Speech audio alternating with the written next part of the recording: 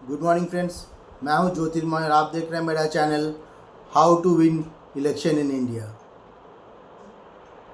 Friends, अभी 5 राज्यों का चुनाव हो गया, जिसमें सबसे इम्पोर्टेंट बात है कि बंगाल में पहली बार बीजेपी को बहुत बड़ी बहुमत मिली है। बीजेपी की सरकार आई है। अब बीजेपी ने सबसे पहले कैबिनेट में उन्होंने ये बोला हुआ है कि ये जो बॉर्डर में जो फेंसिंग है, काफ़ी सारा इलाके में जो फेंसिंग नहीं है, उसके लिए ज़मीन जो देना बीएसएफ को, वो प्रक्रिया पूरा करेंगे 45 दिन के अंदर। तो हम थोड़ा समझते हैं ये एग्जैक्टली क्या होगा और ये पुशिंग क्या चीज़ है। ये असम में पिछले 10 सालों से बीजेपी की सरकार है और असम में भी काफ़ी सारे इलीगल बांग्लादेशी माइग्रेंट्स हैं। पर असम गवर्नमेंट का कहना है कि पिछले 20 करीब 2 साल में करीब 2000 लोगों को पुशिंग करके बांग्लादेश में भेजा गया। वो अब कहा जा रहा है कि इंडिया में, पूरे इंडिया में करीब 2 करोड़ इलीगल बांग्लादेशी माइग्रेंट्स हैं।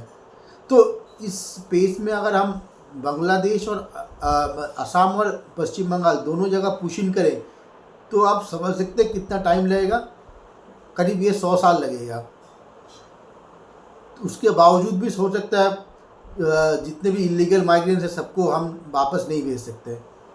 तो क्या तरीका, किस तरह से हम इस पुशिंग को बहुत तेज़ी से कर सकें ताकि 80% इलीगल माइग्रेंट्स खुद हिंदुस्तान छोड़ के बांग्लादेश चले जाएं।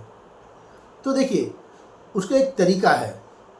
तो उसका तरीका यह है कि हमें एक ऐसा इन्वायरमेंट क्रिएट करना पड़ेगा ताकि जो इलीगल माइग्रेंट्स हैं उनके अंदर एक डर पैदा हो कि अगर एकदम से पकड़े जाए तो हो सकता है डिटेंशन कैंप में आ जाए या फिर उनके ऊपर कुछ हो तो खुद छोड़ के चले जाएंगे। तो उसके लिए हमें बहुत सोच समझ के स्टेप लेना पड़ेगा। इसलिए ज़रूरी ये है कि आसाम और पश्चिम बंगाल के जो मुख्यमंत्री है हेमंत बिश्व शर्मा और शुभेंदु अधिकारी, दोनों को बहुत सहज से अपने बातों को रखना पड़ेगा। मैं देख रहा हूँ शुभेंदु अधिकारी ने इलेक्शन जीतने के बाद ही कहने लगे कि मैं हिंदुओं को वोट से जीता हूँ, मुसलमानों ने मुझे वोट नहीं दिया। तो ये सारी चीज़ें रिपरकेशंस हो सकता है। हमेशा बांग्लादेश के खिलाफ बोलते रहते हैं, जमात के खिलाफ बोलते रहते हैं, मुस्लिम्स के खिलाफ बोलते रहते हैं। तो ये अब मुझे नहीं पता कि ये सारे स्टेटमेंट्स वो खुद बोल रहे हैं कि होम मिनिस्टर ने उनको बोला हुआ इस तरह का बातें करने के लिए। और होम मिनिस्टर ने बोला हुआ तो ऑब्वियसली कोई स्ट्रैटेजी होगा, डिप्लोमेटिक स्ट्रैटेजी होगा। और अगर खुद बोलना तो मेरे ख्याल से खुद बोल रहे हैं तो होम मिनिस्टर को इंटरफेयर करना पड़ेगा कि एग्जैक्टली अपनी बातों को सोच समझ के रखे वो।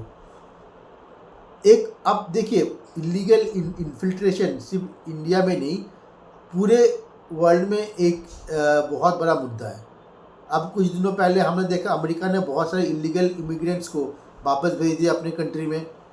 इस तरह से इंडिया को भी स्टेप लेना पड़ेगा, पर वो सोच समझ के वो स्टेप लेना पड़ेगा ताकि जो मैक्सिमम इलीगल इन्फिल्ट्रेशन है 2 करोड़ जो बोला जा रहा है बांग्लादेश से, उसको किस तरह से हम 5 साल या 6 साल के अंदर ही उनको 80-90% इन्फिल्ट्रेशन को हम वापस भेज सकें।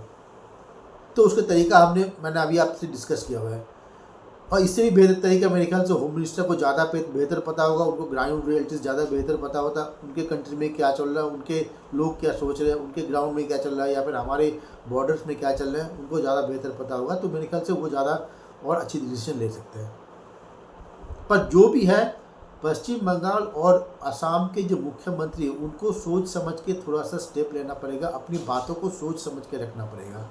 मैंने देखा हेमंत बिश्व शर्मा ने बोला हुआ कि हम पुशिंग करेंगे, उसके बाद ही जो इंडिया के डिप्लोमेट है ढाका में उनको बुलाया गया, समन किया गया ढाका में। तो बहुत सोच समझ, ऐसा ना लगे कि इंटरनेशनली कि हम इलीगल माइग्रेंट्स के साथ बहुत बड़ा कोई गुनाह कर रहे हैं, ऐसा कुछ नहीं लगे। हम ये लगे कि हम सबके साथ जायज़ है, 22 तरीके अनबायस तरीके से काम कर रहे हैं। और जो लोग आए वो क्रिमिनल्स हैं, उनको किस तरह वो आके क्रिमिनल एक्टिविटी में जुड़े रहते हैं, तो उनको इस तरह से हम वापस भेज रहे हैं और खुद छोड़ के चले जाए वो। तो मेरे ख्याल से उम्मीद करता हूँ कि पश्चिम बंगाल के मुख्यमंत्री शुभेंदु अधिकारी और असम के मुख्यमंत्री हेमंत बिश्व शर्मा आगे से अपनी बातों को सोच समझ के रखेंगे। और इलीगल का जो माइग्रेंट्स है, इलीगल माइग्रेंट्स का जो मुद्दा है, ये धीरे धीरे सोच एक प्रॉपर स्ट्रैटेजिकली उसको हम अप्रोच ले पाए, स्ट्रैटेजिक अप्रोच से हम उसको ख़त्म कर पाए।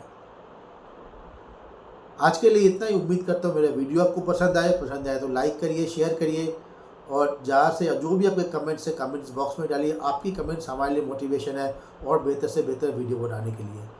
आज के लिए इतना ही। Thank you for watching. Thank you.